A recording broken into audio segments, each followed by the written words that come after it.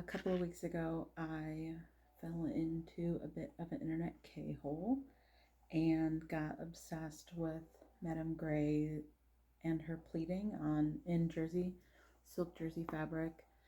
And I have a literal ton of really slinky jersey fabric that I got for free from a job that I was working at, because you can't say, Alyssa, we're throwing away this fabric without me putting it in my trunk and taking it home. So I decided to play with the pleating. I was mimicking this very specific yellow dress that she had, and I wasn't sure, I'm still not entirely sure how I'll put together the inside if I were to make this.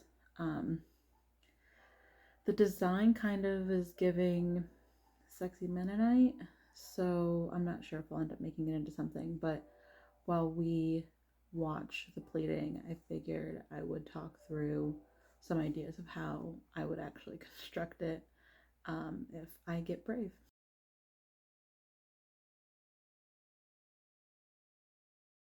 I really just took a big square of jersey. I flipped the top underneath so that I would have a clean neck and pulled it somewhat taut across her shoulders, and then left a lot hanging off each side.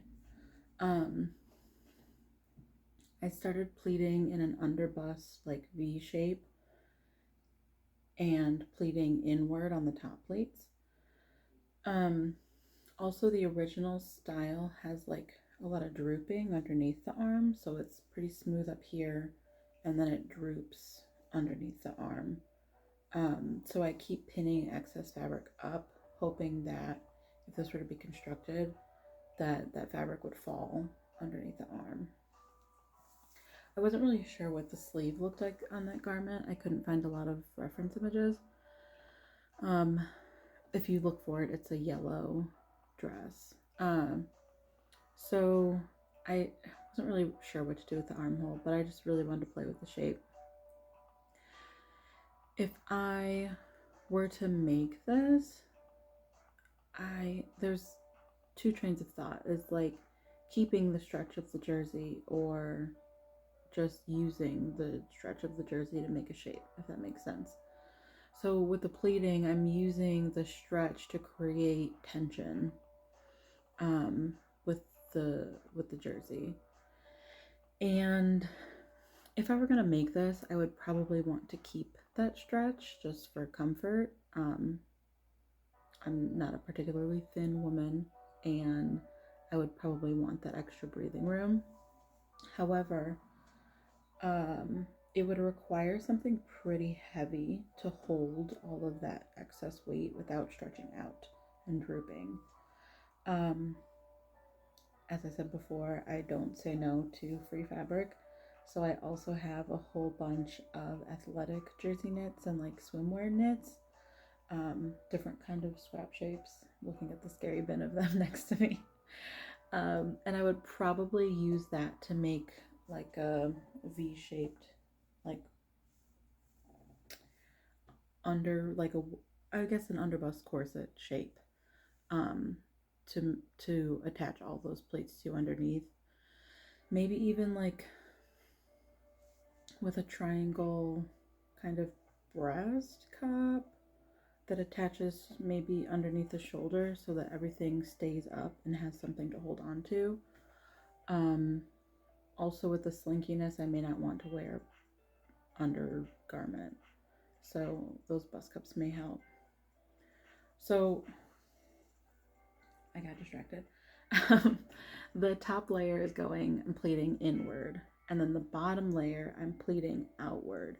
So it's kind of hard to see on the other side, but on this side you can see that it's creating that tension as it pulls backward and creating like this wave shape that, once sewn, is really, really cool. That's kind of like the draw of this garment. You know, gathers and pleats are standard shaping in apparel, right? Like, they're easier than busts, darts, and things like that. But to create that wave is really where the magic happens here. And you can see I'm really, really struggling to smooth out that center front. But it's not too bad.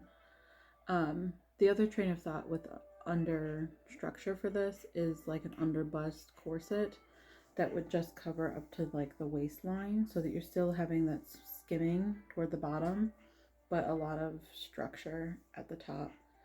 And that would definitely hold the weight of however much pleating you wanted to add. Um, so it's kind of like, choose your adventure, as with anything I do. How confident do you feel in your understructure? Is how you would manage this. But otherwise, like, it'd be a pretty simple-ish DIY if you had a form to attach it to, or even, felt very confident in your own pin skills if you pinned it on your body. So I really hard pressed those pleats before I went forward and backward. Pressed them really hard in, pressed them really hard out, and came up with a very interesting shape. So if I decide to make this into a full-size garment, I will update you. But otherwise, I think I'm going to play in full size with a different Madame Gres motif with some leaf pleating. So I'll be back next week and we can see how that goes. Basically, I make patterns to sell, but also I am very much a wing it kind of gal. So I hope that me sharing my wing it will help you to also do the same if you want to. If you want to learn how to add stuff to your garments, if you use a pattern to make a dress or a very simple shape, what can you add to it and make it different? So next week with the pleating motif of the leaf will be a better example of that, using a pattern that already exists to make something that does exist but is a completely unexpected turn for that pattern. So I'll see you next week. If you enjoyed this or if you tried it, please like and subscribe and leave me a comment because I really want to know. I really want to see your finished garment or just your playing around with the pleats because I am a super nerd. So I hope you have a great week.